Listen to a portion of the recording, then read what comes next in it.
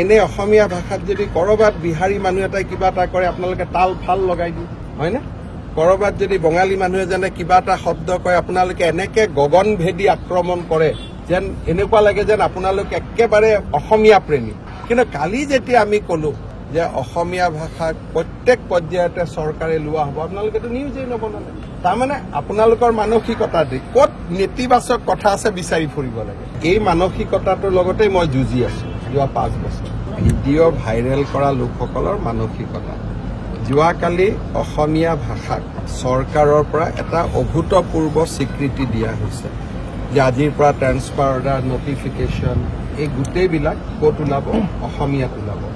এতিয়া আপোনালোকৰ টিভি চেনেলবিলাকৰ কাৰণে সেইটো নিউজ সৰু ইটো নিউজ ডাঙৰ গতিকে এইটো মই ভাবোঁ যে এই মানসিকতাটোৰ লগতে মই যুঁজি আছো যোৱা 5 বছৰ এটা পজিটিভ নিউজ আছিলে সেই পজিটিভ নিউজটো দিলীপ শইকীয়ায়ো ফেচবুকত দিছিলে ময়ো টুইট কৰিলোঁ পজিটিভ নিউজটোতো আপোনালোকেতো ক'তো নেদেখুৱালে এনে অসমীয়া ভাষাত যদি কৰবাত বিহাৰী মানুহ এটাই কিবা এটা কৰে আপোনালোকে তাল ফাল লগাই দিয়ে হয় না